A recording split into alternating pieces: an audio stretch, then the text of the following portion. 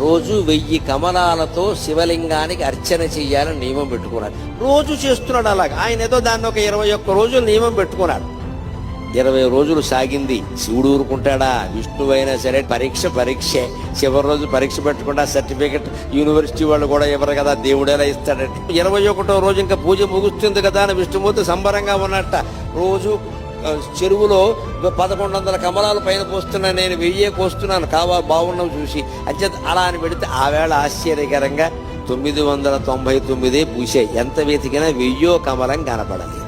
ఏమిటిది? ఒక్క కమలం తక్కువైంది. ఈ కమలం ఎక్కడి నుంచి తేవాలి అనుకుంటే ఆయనకి ఏమొచ్చిందంటే, నన్ను అందరూ కమలాక్షుడు అంటారు కదా, నా కళ్ళు కమలాలే కదా, కమలం తక్కువైతే ఏమైంది, ఇంకోటి తక్కువైనా పర్వాలేదు, నాకు 2 కళ్ళు ఉన్నాయి కదా అని ఒక కన్ను బాణంతో తీసి శివుడు పాదాల ముందు పెట్టాడమ్మా. అది విష్ణువు యొక్క భక్త కన్నప్పెంతో విష్ణువంతి.